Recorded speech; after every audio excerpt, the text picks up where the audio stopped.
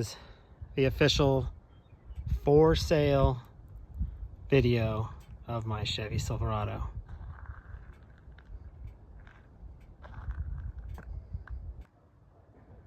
So she's a 2014 Chevy Silverado LT 5.3, 33,000 original miles, a 1 week old GM 6L80 transmission from the factory, installed with a 3-year warranty, nationwide, transferable.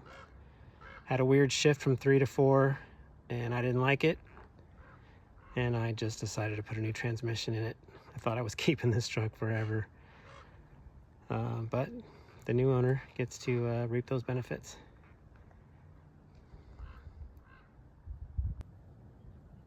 Well, I've really been procrastinating making this video and going official with selling this truck. Just got some family stuff that came up, some life adulting things, and unfortunately this thing's got to go. No other reason than that, or I would be keeping this truck. So I guess let's get into the details. Alright, so first up, let's talk about suspension. This has the Mazzulla long travel race kit. Arguably the best long travel suspension for Chevy Silverados. This has got a 2.5 coilover, 3.0 bypass, 2.0 bumps, properly bumped off the upper control arm. All of the frame has been plated, including overlay plate on the front of the cross member. All of the core support stuff was cut off and built out of tubular. This is all by Steel Nutz. This whole build's by Steel Nutz, by the way. Of course, they did the front bumper and skid plate along with that core support setup.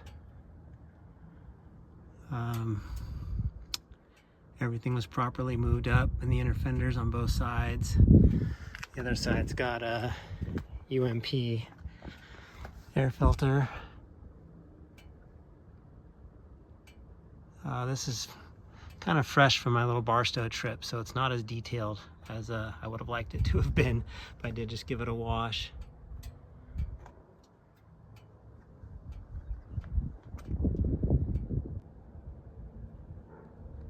Mazzulla front hubs.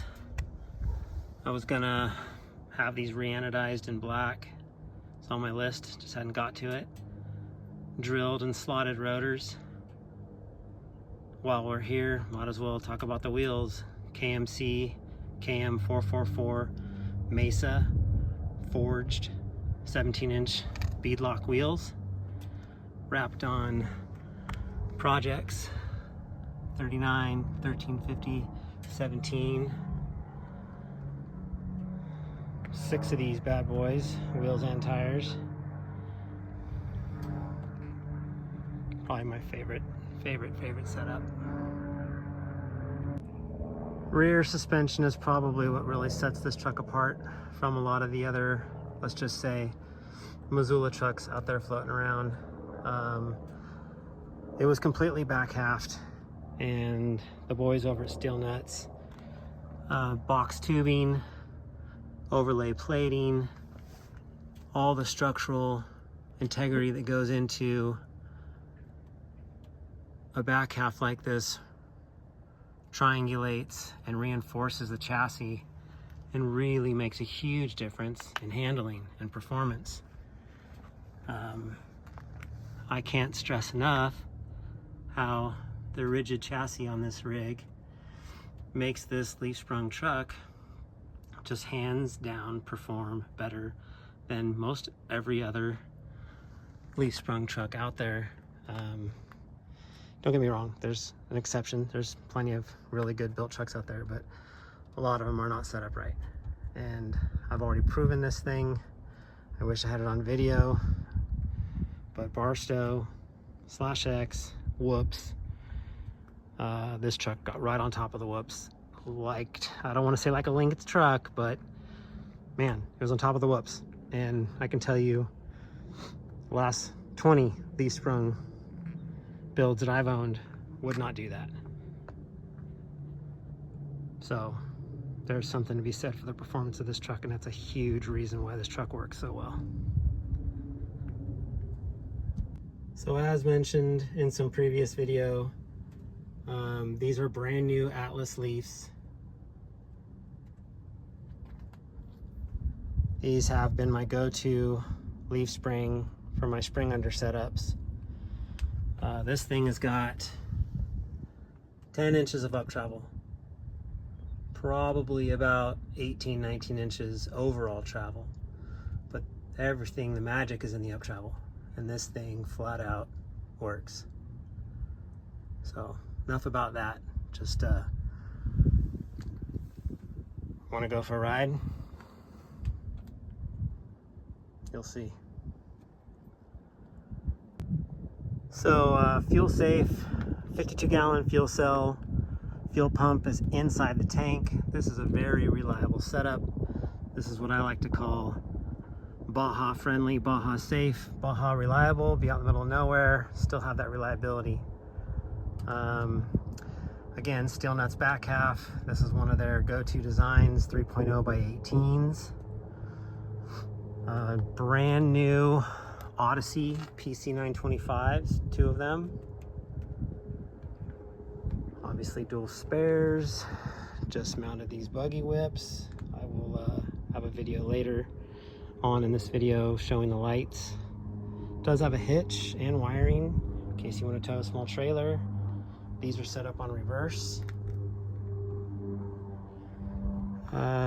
Third brake light, Evil Manufacturing with Ball Designs S2s for dust lights, cargo lights function, the third brake lights function, and the antenna mount for the rugged radio, and the antenna for the Lowrance GPS is all up there. Couple other rear end details here. Dirt King shackle and hanger kit. However, these shackles were extended by Steel Nutz for proper droop. There are Wilwoods in the back, brakes. And let's talk about this rear end. This is a Curry 9-inch spool, 35 spline with 456 gears. The reason you do 456 gears in a truck like this is because it's got a 6L80, which is, you know, when you leave a stop sign in first gear before you've even crossed over the white line, you're already in second gear. So you don't need to go to 488s or 513s when you have a 6L80. 456 is the gear of choice with 39-inch tires.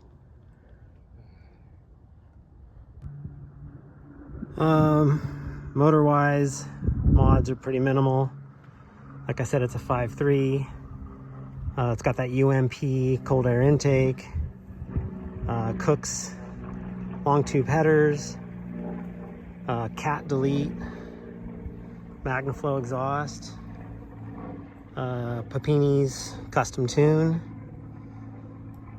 But other than that, it's pretty stock, you know, for reliability and drivability. This thing just drives like a bone stock truck. Fiberglass is Fiberworks plus 6-inch front and rear. This is hands down the nicest looking fiberglass for the 04 to 18 trucks. Obviously this has got some custom trimming and design that flows really nice into the valance. In addition to the S2 clears for backup, the S2 ambers for dust, and the buggy whips in the rear, there's also Baja Designs light bar in the front grille.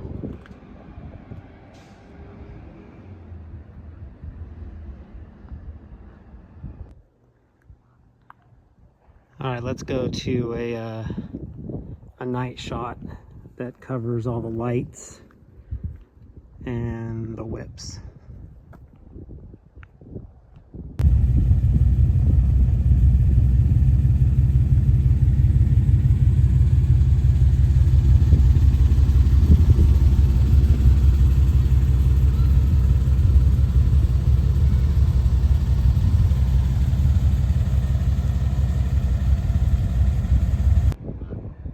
course, to mention this custom paint job.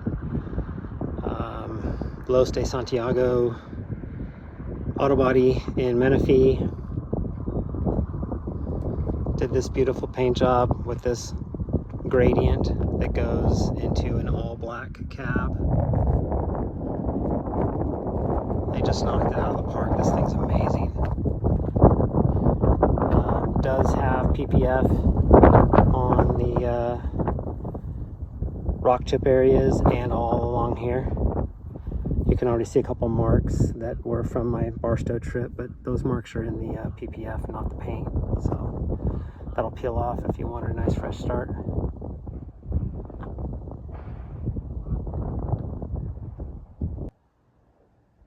Alright, so this is kind of covered in the description below, but who is this truck for?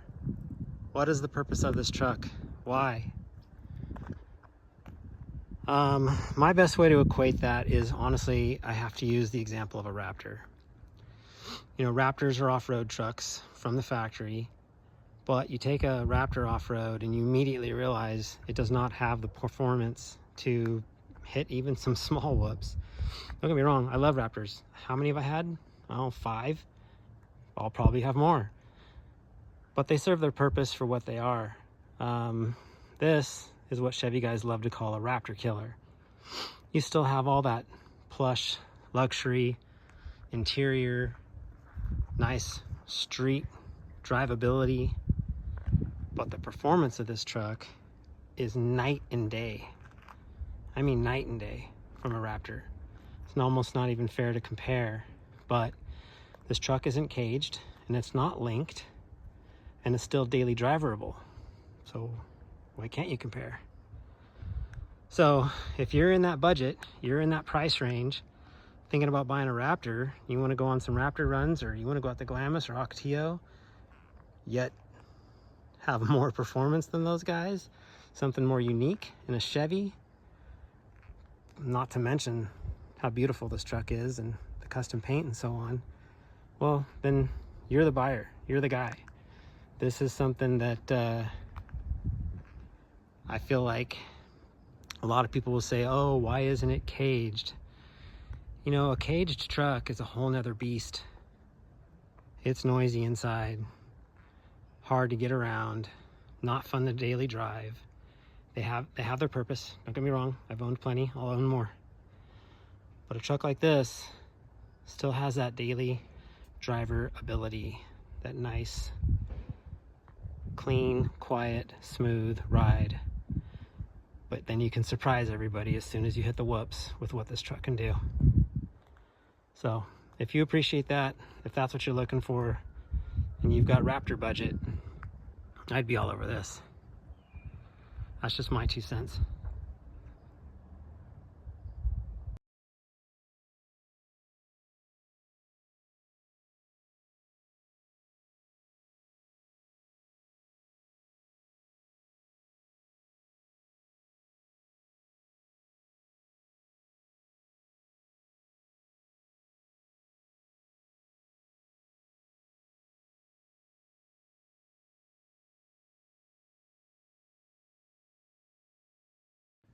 All right, so passenger side of interior, quick overview. Obviously brand new cat skins, front and rear, new weather techs. Highlight of the interior is probably the suede headliner, and of course this center console. I kind of covered this a little bit, but just a quick overview. Push to talks, low rants, the new M1 rugged radio, intercom, battery switch, USB, and of course the aux beam to control all the accessories. Headsets are in here, and the rest of it's pretty stock and original dash and Chevy Silverado interior.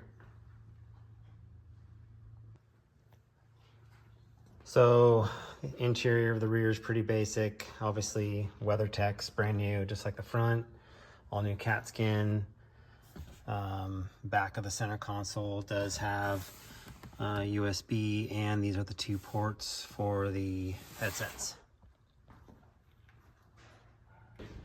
Driver's side, just to show condition.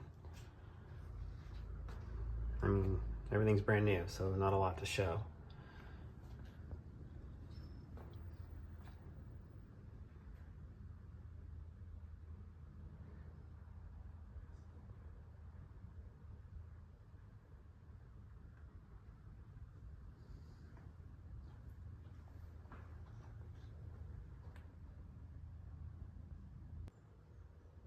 And the rear.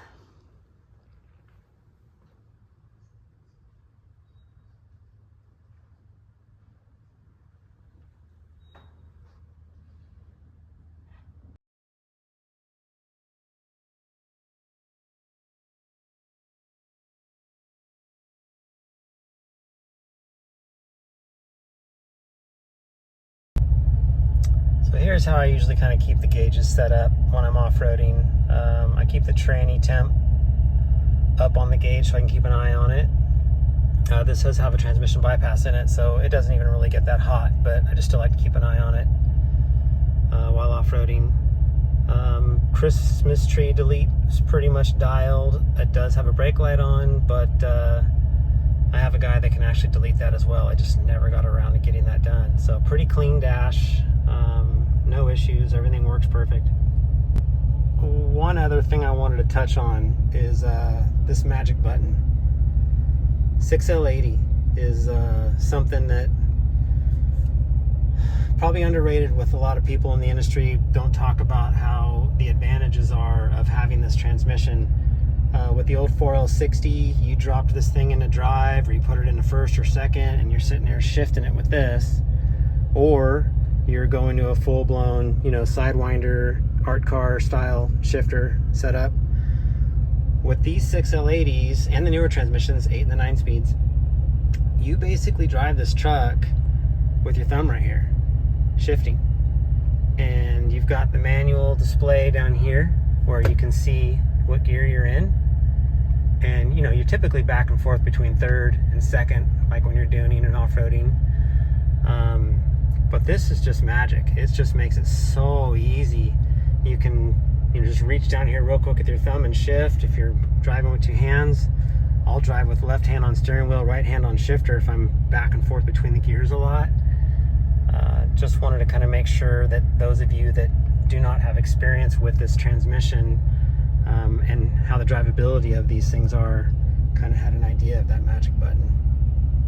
It's a game changer.